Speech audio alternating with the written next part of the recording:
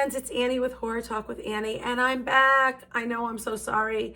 I have been MIA for all of January, and I apologize, but I'm back. And for all of you who are subscribed to my channel, thank you so much. If you're new to this channel, please hit the subscribe button and like this video. Check out my other episodes of my other content. I really appreciate it. Yeah, January was not the greatest month, and it's my birthday month too, so that's kind of a bummer. But I had a lot of weird, disturbing circumstances to deal with and some health issues, but I am back. And I believe in the beginning of January, I put out a short talking a little bit about what I was going to do or had upcoming. And one of those things was being asked to be a guest on a podcast called The Horror Connection, THC. So I did do that. And it was really a fun time, hosted by Christopher Pelton, who we have a mutual friend that got us in contact with each other. And you know, the horror community is just so awesome, how we support each other. And, you know, him supporting my channel, I am going to be able to now support and talk about his channel. And so definitely be sure to check out the link to the Horror Connection, both on YouTube, and I believe he has a website as well. And it's got some really interesting guests. So definitely check out his channel and support him as well. So yeah, that was really fun. And I am going to share that here on this episode. So before we get to that, just some other things that I'm hoping to bring to you guys soon. Let's see, I have been working on some horror themed artwork. So hopefully I'll be able to share some of that with you soon. And I am actually reading a book right now. And when I'm done with that, I have every intention to come on here and plug this book and the author and get that word out for him as well. Very interesting. I'll tell you all about that when that episode comes along, how that story came about. And also I am kind of trying to work on doing more of a podcast format to bring you movie reviews. I have been watching so many movies, so I would just love to do that. Trying to see if I can get someone to work with me as kind of a co-host for that. So those are some things that I'm working on. So again, thank you so much to my subscribers and hopefully my new subscribers. And so now we're going to get to it, my segment on the Horror Connection.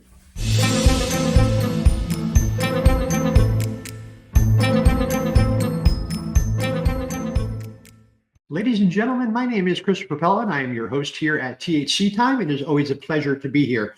My guest today is our first time, actually.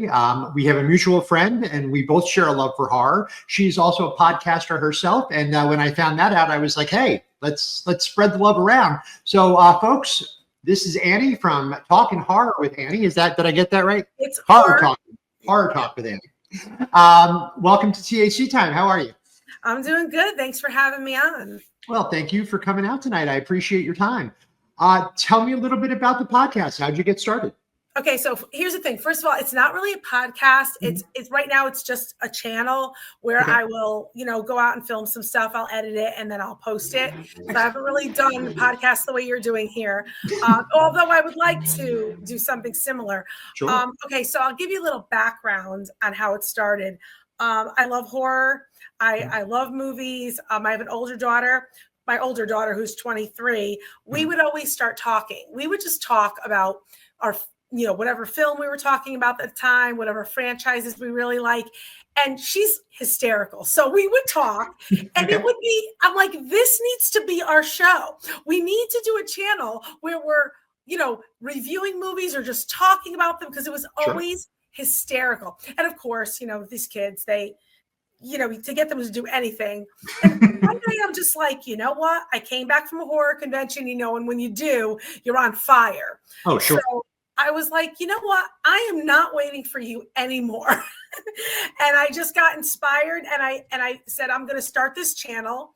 I just threw the name out, Horror Talk with Annie. Mm-hmm. And I said, it's not just like movie reviews or anything. It's just anything that has to do with the horror genre. Sure. So I started, going on my visits to Spirit Halloween, and that was my first episode. And I've done interviews with people. I've covered events like movie premieres. Mhm. I've highlighted local businesses, and I like whatever comes past, comes past my way that falls into that category. I'm like, yes, let's do an episode. So Excellent. that's Excellent. basically, I'm very, it's very new. I started it, I think it was I want to say it was either the beginning or end of September. I can't quite recall, but it's very new. I'm just trying to start building it up. But Sure. People have given me great feedback. They like what I'm doing. I'm having a good time. So, you got to start somewhere. So Absolutely. And it's clear. I watched a lot of the content, and you're enjoying yourself. And that's the most important thing. Yeah. One of the things I found, and you said yourself, visiting horror conventions. Yes. The crowd is electric. Like, the horror fans love being there. Like, they are so passionate. And I've seen people stand in lines to meet someone who was in a horror movie that they just loved 30 years ago. And I mean, it's just so, you don't find that kind of passion. Like, I don't see a lot of romance conventions. I don't see a lot of, what was your, what kind of got you into horror? Are you a lifelong fan? Like, what was?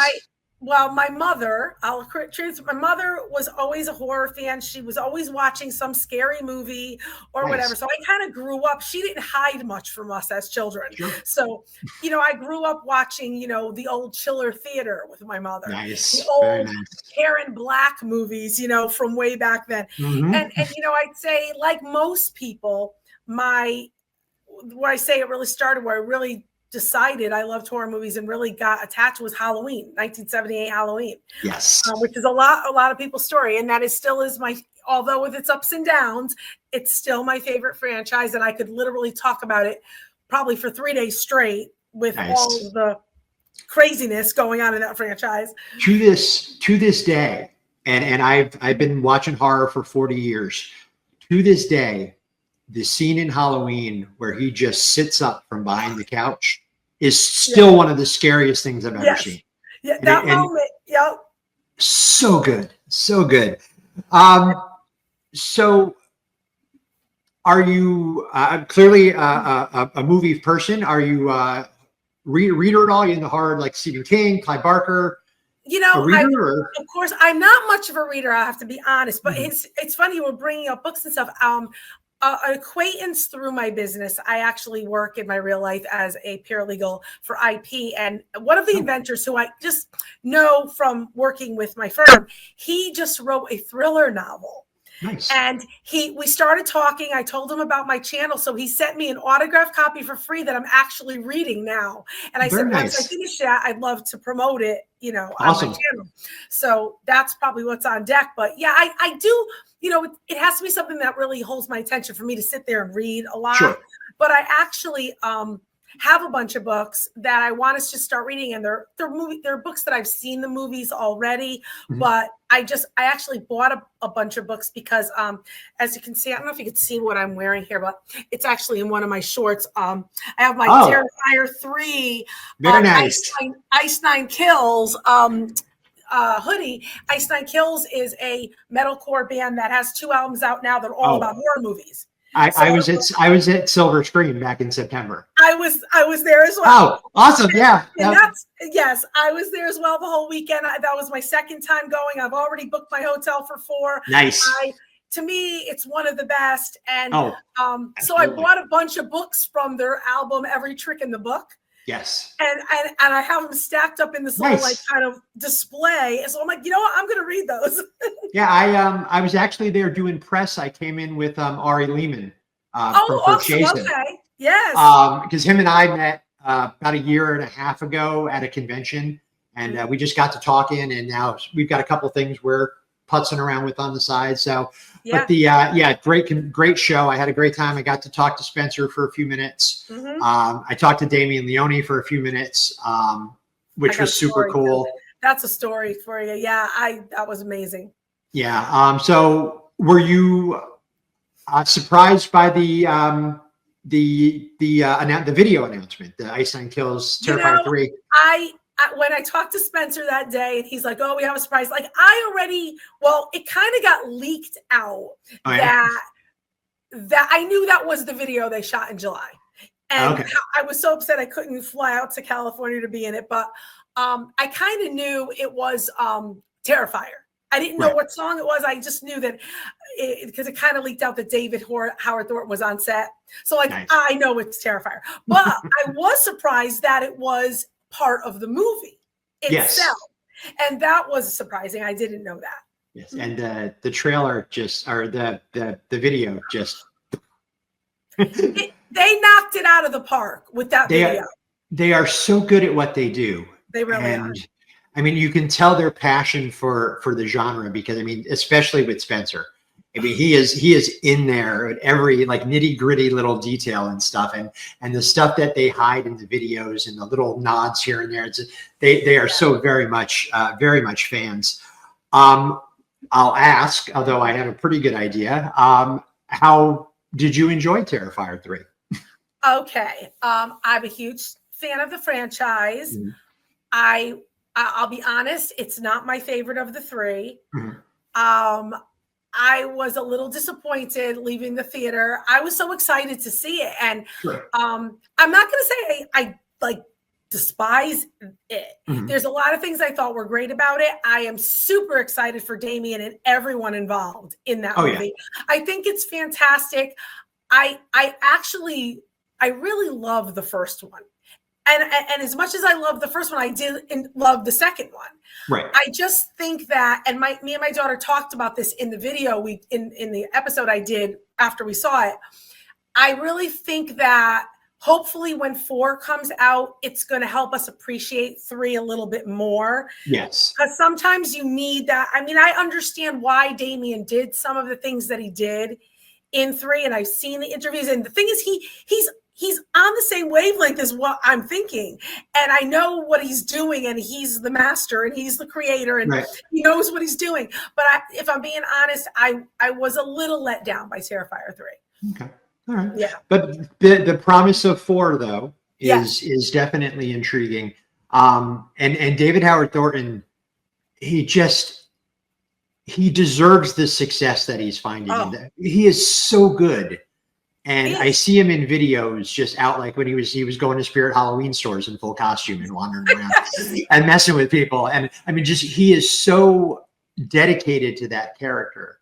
Yeah. And I think that I haven't seen there's another movie out there that he had done called The Mean One, which I'm still trying to track down a copy. I saw it and I thoroughly enjoyed it. Nice. Yeah. And now he's talking about he's shown some interest in playing the Joker, which he had done in a one-man stage show or something. He had done parts of The Killing Joke live on stage. There was a video of him out there doing it, and he's the guy is and to do the whole thing silently. Yes. And you know, he's got that comedic, and going back to why I love 1 and 2 so much and which disappointed me in 3, he acts it as comedy. Yes. But it doesn't normally come off as comedy. It comes off as super creepy. And that's where they lost me a little bit in 3, because to me, it came off a little too comedic. But that was his genius, is acting it like a Buster Keaton but coming off creepy. It was masterful. Right. You know? Did you, speaking of silent performances, did you see Willy's Wonderland? I did not. Nick Cage. Oh, I love him. Doing a silent performance. He doesn't say a word throughout the whole movie. And it is what the Five Nights at Freddy movie should have been. Okay. So I think it's on Netflix or Hulu. Oh, I'm going to have to definitely watch it. It is so good. Nick Cage. It is so good. And Cage is amazing in it. We're going to take a quick commercial break, and then we're going to come back. We're going to play a little game called Straight Fire. Hold on, folks. We'll be right back. And we're back. Annie, it is now time for us to play. What if CAT really spelled dog? All right. This is Straight Fire. 5 random questions, no wrong answers, nothing serious at all. First question and the last question are always the same. So, first question. If dogs wore pants, would they wear them on 2 legs or 4 legs? 2 legs. 2 legs. All right. Excellent. That is the most common answer. My favorite answer, recently someone said they would wear bib overalls so they could keep like dog treats in the little pocket. I'm like, So cute. all right, that'll work. That'll work. What is your favorite guilty pleasure movie? My favorite guilty pleasure movie. Oh God. Probably, oh geez, this is a tough one. Probably, I don't even know if that's guilty pleasure though. I think that's good. I'm gonna say White Chicks. Ooh. Ouch. All right. I can't criticize. Mine is Grease 2. So I am not in any. Grease 2. Grease 2 is amazing. So yeah, I'm in no way to criticize on White Chicks. You've done the conventions. Any positive or negative stories when it comes to meeting anyone, like something that really sticks out to you?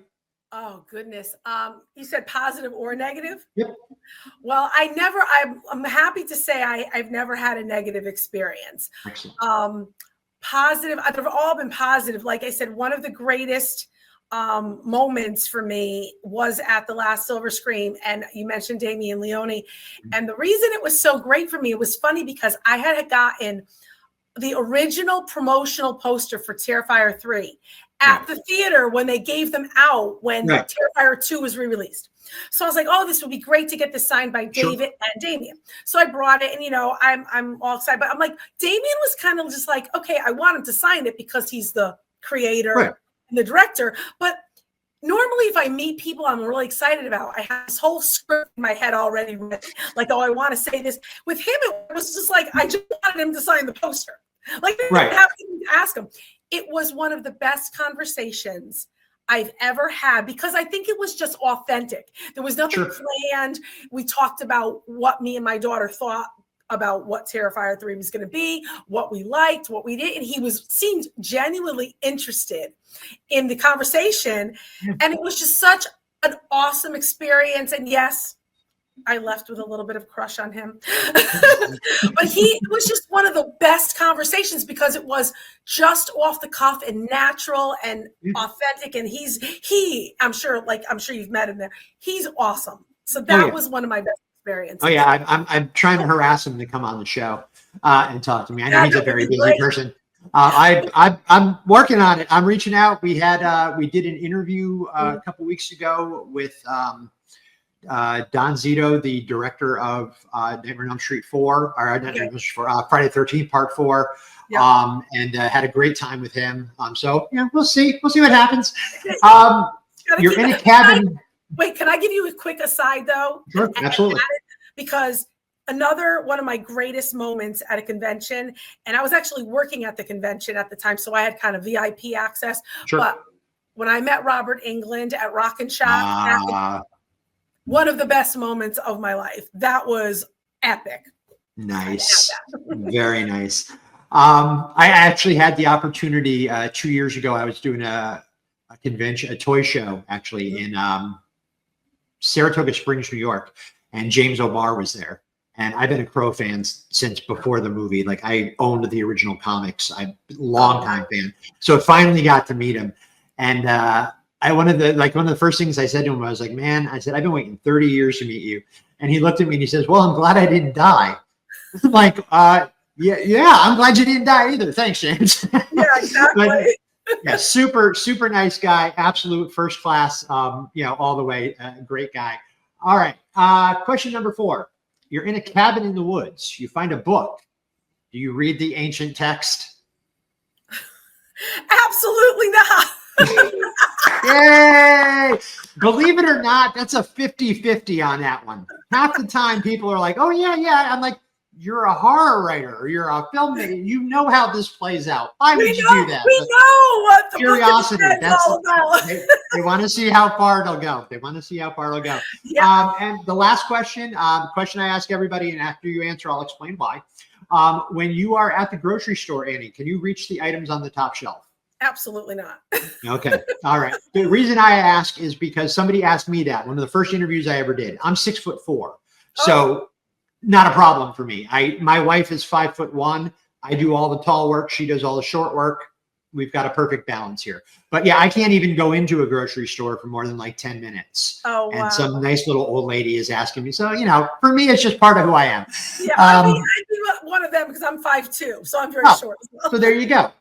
Exactly. And I can't speak for all the tall people, but I'm always happy to help because I understand. There you go. I can't bend down to get shit off the low shelves anymore. I'm old. My knees are bad. And, we work. It's like a symbiosis kind of thing. We work. Yeah. Yeah. So here is. Hold on a second. Dun-dun-dun. That is the channel on YouTube, folks. So what can we expect in the near future? Well, like I said, I am going to hopefully finish this book quickly that I'm reading right now. I can tell you it's called Children of the Scroll by Rick Tabor. So once I get that finished, I'd like to do a little, I don't know if it's going to be a short episode or it'll probably be a short episode, just kind of plugging that. I do want to do some movie review episodes. I have tried to tap some people to do something similar to this, where we do some movie reviews. And like I said, whatever comes away, I started a new series, I guess you'd call it, where I'm highlighting horror fans. Nice. So a good friend of mine, Jay Picarillo, was my first guest as our first horror fan spotlight. So I'd like to, continue that as well. Very cool. Very cool. We do a weekly show here called What the Fuck Did I Just Watch? Where we get together once a week and we sit and we watch, some of the worst movies ever. So if you're ever free, feel free to join us. Last week we watched Winnie the Pooh 2. Oh, okay. The Blood and Honey movies are so much fun. And for Christmas we watched Elves from 1989. Ooh, never heard of it should have been called Elf because there was only one. And it was kind of before outdoor lighting rigs were readily available. So like 70% of the movie is just dark as hell and you can't see what's going on. It's awful, but it was fun, so, last week we watched Amityville Karen, which was directed by a gentleman named Sean Phillips, who works with a bunch of other people I know. He's got a new movie coming out soon called Skate to Hell, which is about a demonic skateboard. So that, very cool stuff. I've met some really, really interesting people in the last few months, and there's a lot of cool stuff happening. So we'll definitely have to stay in touch and rising tide raises all ships or something like that, they say. So we can find you here on YouTube, and you got more content coming in the future. You're going to do some more conventions this year. Get out. Maybe we'll run into each other at one of these shows. I'll be out on the East Coast at some point this year, I'm sure, for something. Plus, I still own a house out there, so every once in a while I do have to go back. So that all sounds good, though. Anybody want to give a quick shout out to before we wrap up? No, just like everyone, I really appreciate it if you guys could check out my channel. I'm on YouTube. I also am on Instagram and TikTok.